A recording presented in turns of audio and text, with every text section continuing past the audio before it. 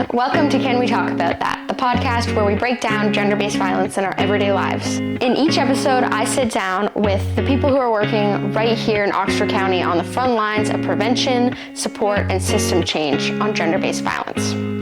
Before we get into today's episode, just a quick heads up that we will be talking about things like child abuse, intimate partner violence, and abuse.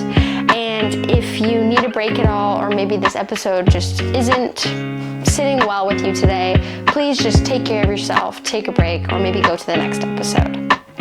If you or maybe someone you know needs support, please feel free to reach out to the DASO Crisis Helpline. The toll-free number is 1-800-265-1938. It is open 24/7, and it's free and confidential. Please like, subscribe, and share these episodes as we learn together and break down gender-based violence. For today's episode, we're sitting down with Oxford County's Children's Aid Society. We have two service managers with us today. We have Stephanie Butt and Jacqueline McGann. They're both service managers and they work within investigations, which is really interesting. I know that for many of us out in the community, we don't really have the chance to learn about Children's Aid Society maybe until we ourselves or someone we know is kind of working with you through a process. So this episode is called When Home Isn't Safe. So it is focused on gender-based violence, kids, and how that kind of works within Children's Aid Society. So to start, maybe what does Children's Aid Society, or CAS, actually do when it comes to families experiencing domestic violence or abuse? It can look really differently in every situation. So it depends on, how we decide to respond from when we receive the call. So the calls usually come in through the screeners who are on my team. And our job is to assess and determine how we're going to be involved with the family. So it could be calling to follow up for more information, to determine whether or not we're going to do an investigation, or if we're going to call and offer the family some community resources. We have the family violence program that runs in-house as well, so we may be looking into supportive services through the family violence program. But if we become involved with a family through an investigation, we would go out and do an investigation and assess the risk and the safety to the child in cases of domestic abuse or intimate partner violence. And then depending on whether or not we feel there's risk that can't be mitigated with that family, we may remain involved in an ongoing basis to support the family. Right. So just to get this straight, so let's say I'm out in the community, and let's say I'm a teacher, hypothetically. I feel like that's a good example. And one of the students in my school, in my class, I'm seeing red flags, so I decide to make a call to CAS. That would go to the screeners who answer the call? Yes, if it's not already opened, so depending on what information you give the receptionist when you call, it may already be connected to an open file. So you might get automatically transferred to an ongoing worker, or there could be a child in care, so you might get transferred to a child in care worker. But for the most part, it would go to a screener who fields all of the calls that come in from the community. And then as managers, you kind of help your teams make the decisions of, are we going to investigate? What does that look like? Right. So we have different response times of how we would open. So we would open, it could be an immediate response, which would be called the 12-hour. We determine that through an eligibility spectrum. So we could be like, there could be a mark on a child, for example. So that's an immediate response. That's we're calling police, we're responding immediately. There could be a 7-day response, which is the investigation worker has a week to follow up with the family, to meet with the family, to see the child, to assess for safety. Or like I said, there could be a community, we call it a community link, where we would offer the family services or resources in the community. So amazing. Eligibility gets determined when we get the call between the worker and the supervisor. Right. And that really speaks to, so at our agency, as well as a number of agencies across the province, we've adopted a signs of safety approach to our work, which is a framework of looking at child welfare risk and worry in a way that we can incorporate the family's strengths and their community networks and all of that. And we can talk about that later, but at that front door piece, so you're that hypothetical teacher that has called in and we receive that information, and our screeners, who are skilled child protection workers, know various questions that they need to ask. And the very first question that we have to answer as a society is this our business? So is this something that is actually a child welfare concern? If the answer to that is yes, then it moves on to investigations. at the investigative level, we have to then answer the question, is there enough safety within the family and the community system such that we can close the file? Or does this need to move on to ongoing, or do we need to be more intrusive? Meaning that we may have to have court involvement or, various things like that. And then even after it's gone to ongoing, our job is to constantly be in that assessment mode.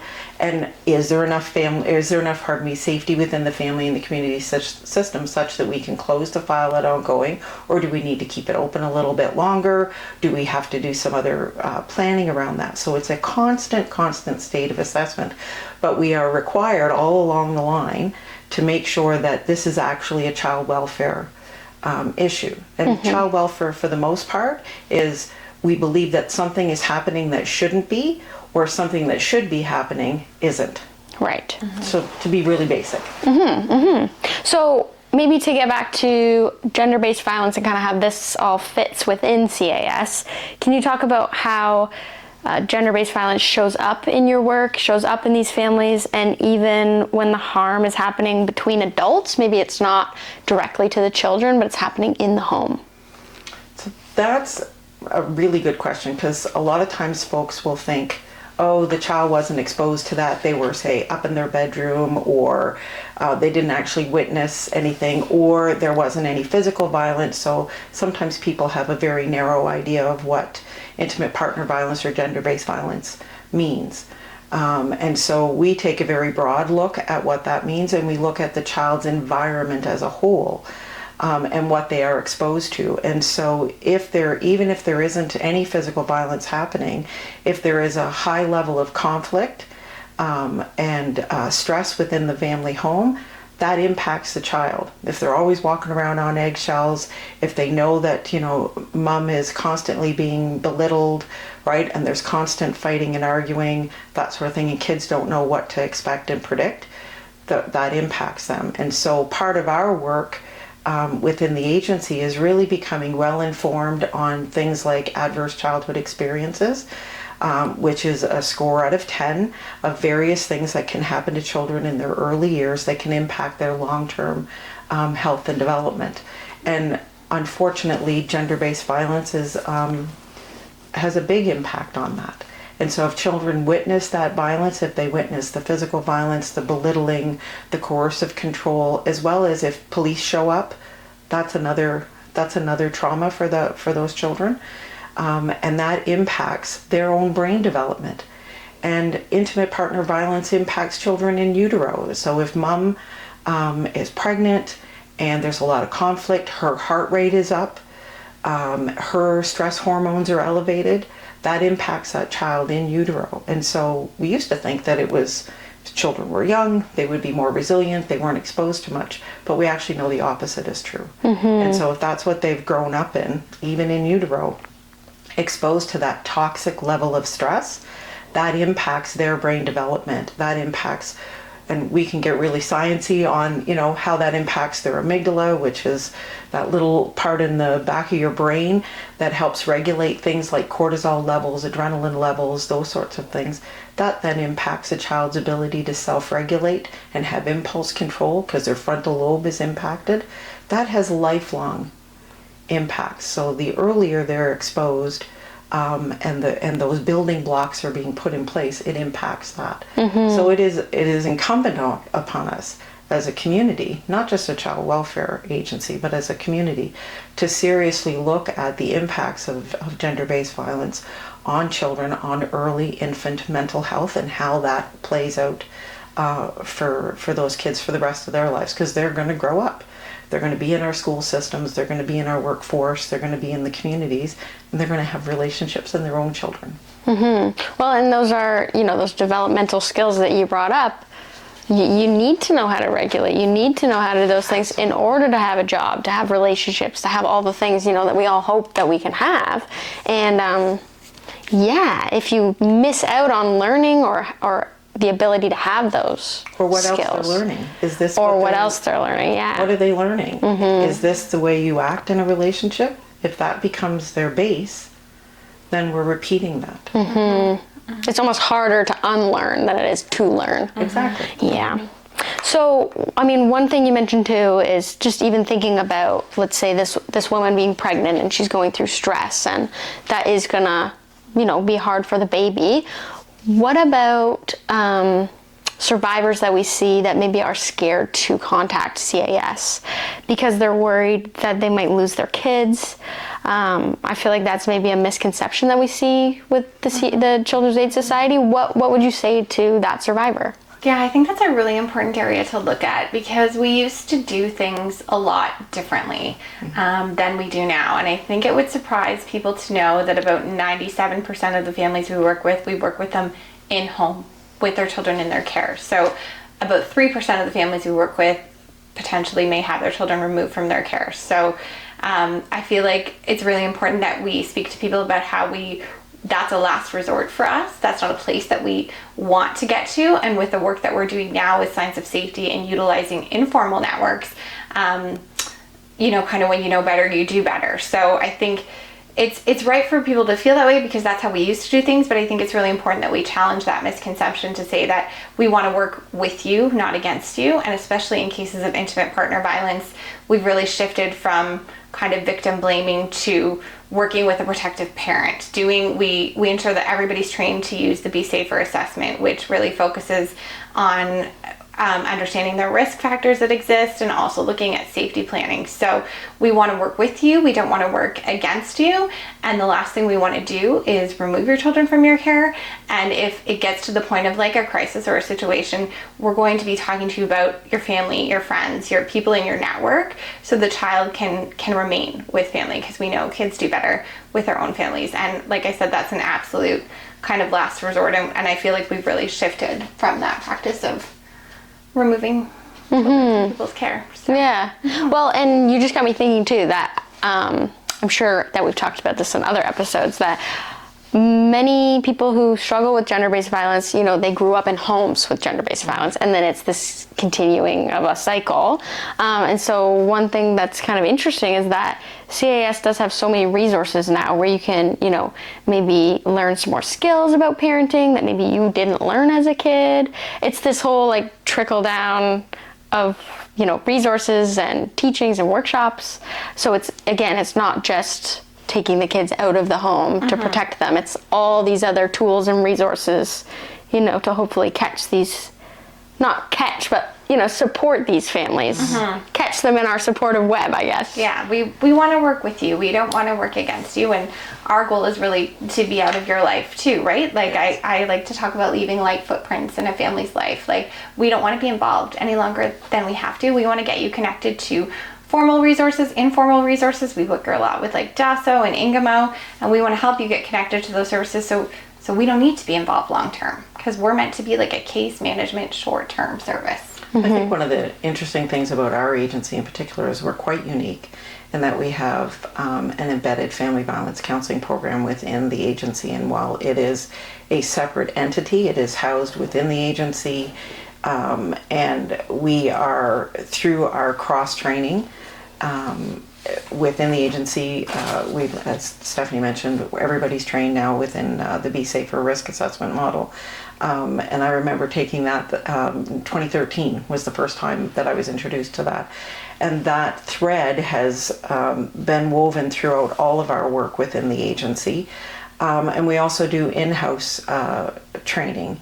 So that was an outside person coming in and training us, but we do kind of like the idea of like lunch and learns, but we have gender-based violence learning opportunities once a month, and it's an hour and a half long. And I think actually some folks from Ingamo have attended, which is great. So it allows us to learn with our community members, our community partners, on how do we address these issues and how do we work collaboratively to actually talk about those things out loud and say, okay, this is a really hard conversation to have with this particular person, and does anybody else have some ideas on how to generate those sorts of questions, and incorporating that with what we were talking about earlier, which is our Signs of Safety model, which is a rigorous risk assessment model that really seeks to find what is the safety within that family and that community, and working with our community partners and having a really good understanding of what does safety look like, what does it need to look like.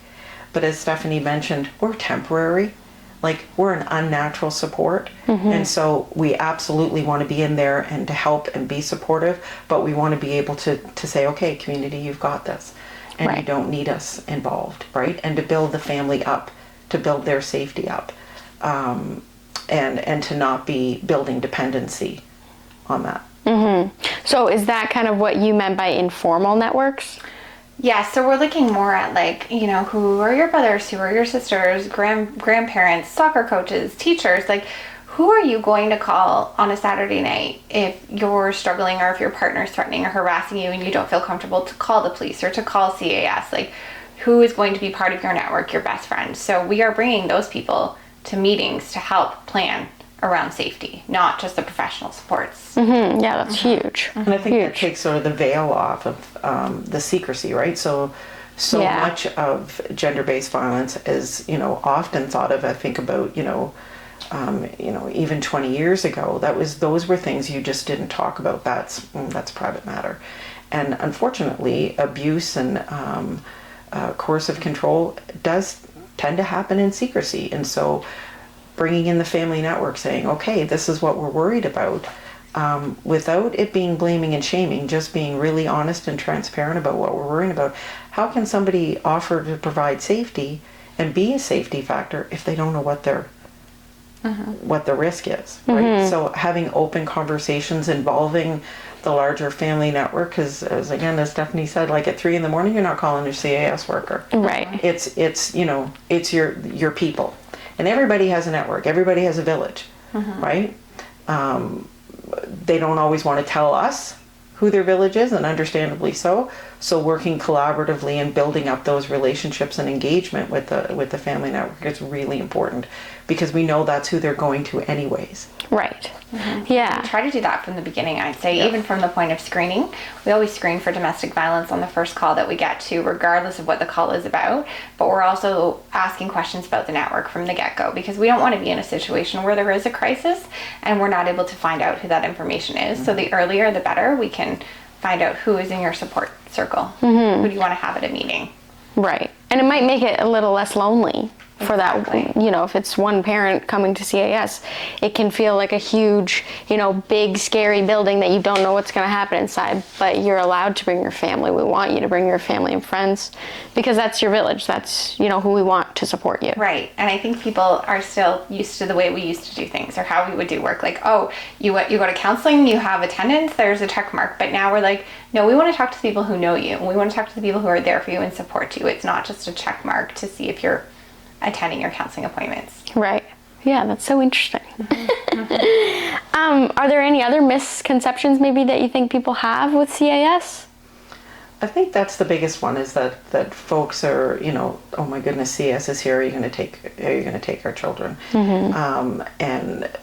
And we own that as a sector through history. If you look at the 60s scoop, if you look at various points in history and the reason that we became involved, historically or whatever, we need to own that. I wouldn't want me at my door as a CAS worker. That would scare the daylights out of me. And that, so being able to sit in that space, that's part of our job, is to be able to sit and have an understanding of, this is not going to be comfortable, but taking the responsibility of that quite seriously. Having that understanding, but also being able to sit and be transparent about what's happening. We really are there to support folks. We know that kids over and over again tell us, listen, we want the abuse to stop. We don't want our families to stop. And so really looking at making sure that the family has what they need in order to go on and do the best that they can. My idea of what I want as a parent might be very different from somebody else. I don't get to have an opinion about parenting style stuff, right? I have to check that at the door, what my value set might be or whatever. That has to stay at the door. Our job is to assess safety and to help parents, work with what they have within their family culture, whether that's, a big culture, the way we think about culture, but everybody's individual family culture. How do they solve problems? That sort of thing. We get to have an opinion when things aren't safe. Yeah, that makes sense. But we need to use what they have, their strengths. And that's what signs of safety looks at. What are your strengths? What are the things that you do well? And where might there just need to be a little bit of a tweak? So knowing that, CAS has kind of shifted and we do want kids to stay in the home with the family if possible, and the last resort is taking the kids out of the home, how do you support families while still making sure that the kids are safe in the home? Well, I think part of that is what Stephanie was talking about, is building up those networks. Who can come in and help, who can do the check-in. So if you've walked into a home and the state of the home is not, and it's unsafe, right? So who can come help you get it tidied up? What can we do? Right? So it might be we're providing garbage tags or cleaning supplies. Oh, and grandma's got it figured out that she's going to watch the kids while, the house gets tidied up.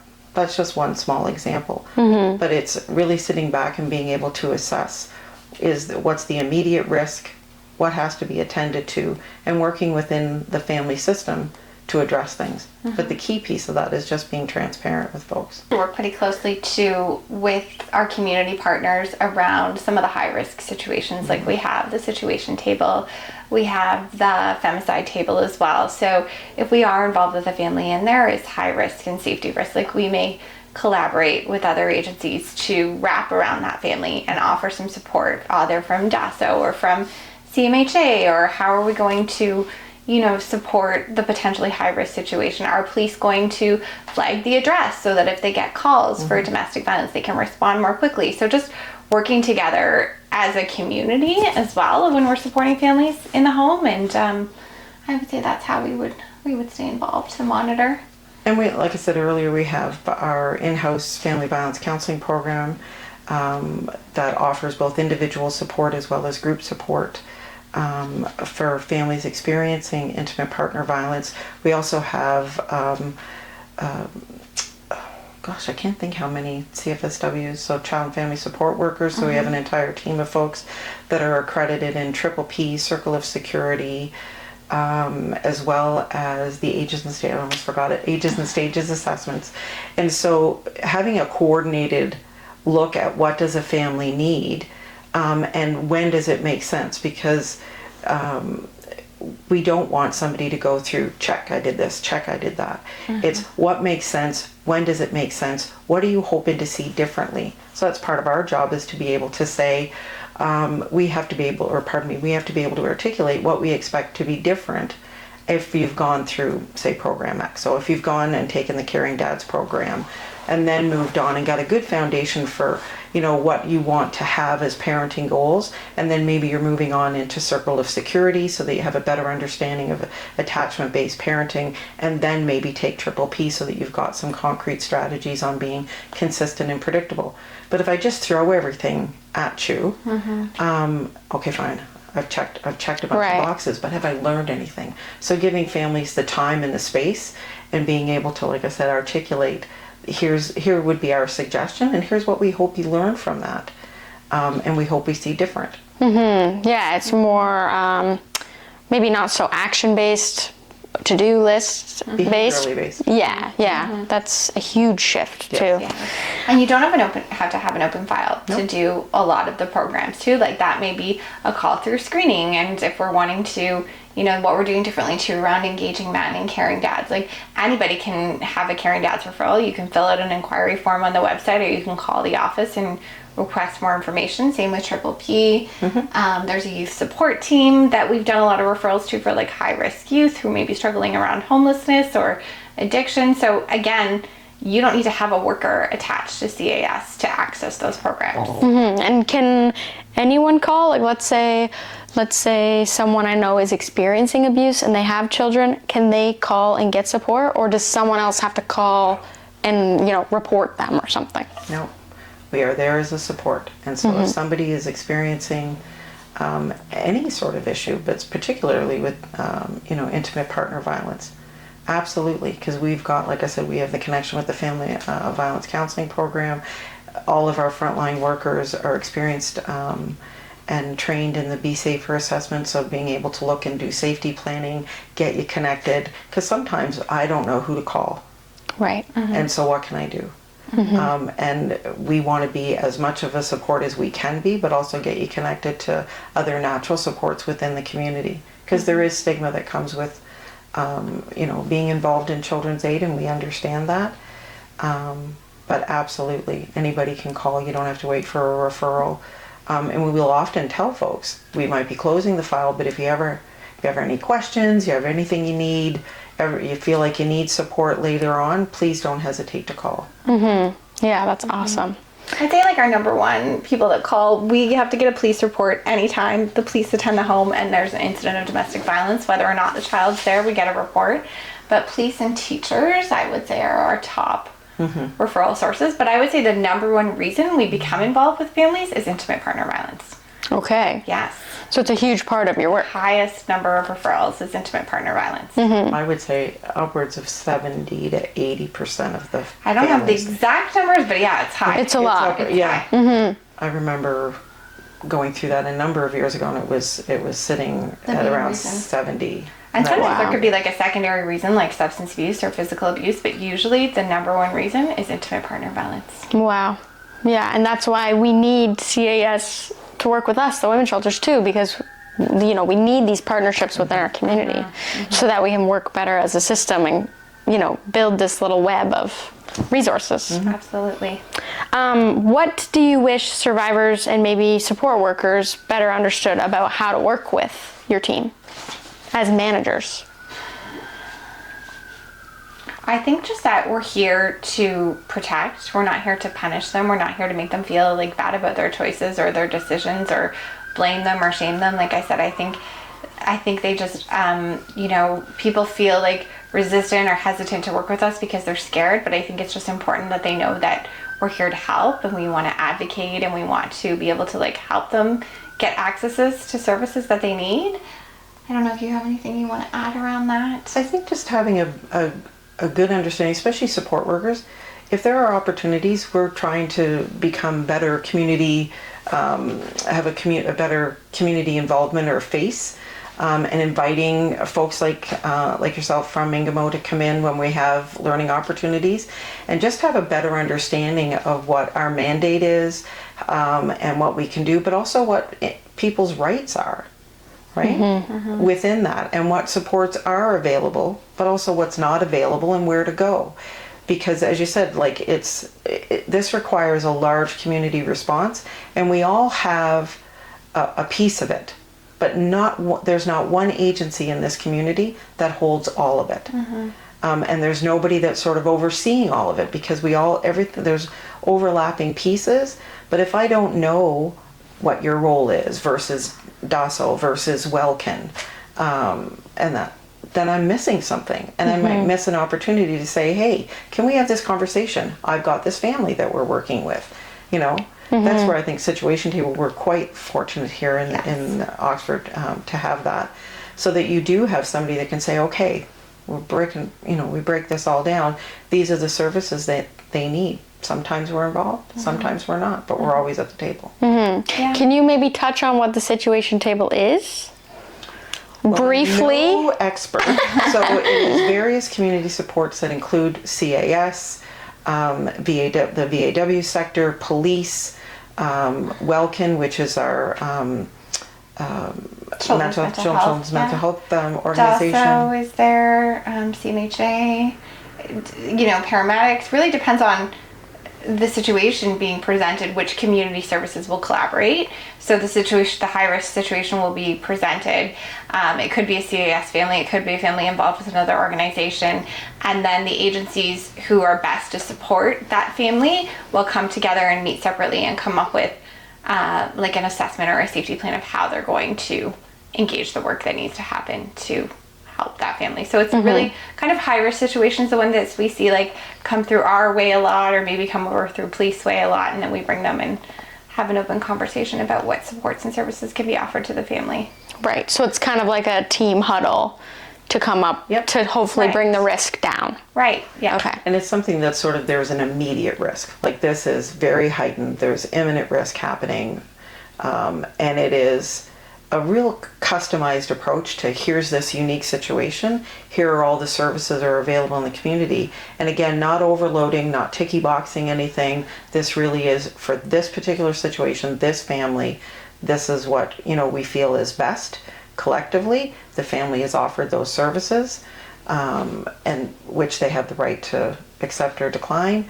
But it is a way for us to collaboratively work as a community to identify and start to intervene on a crisis before it becomes, say if there's a youth and there's a high likelihood that youth might be separated from their family based on, say, some mental health issues, that sort of thing. So what are the things that can be put in place? Right.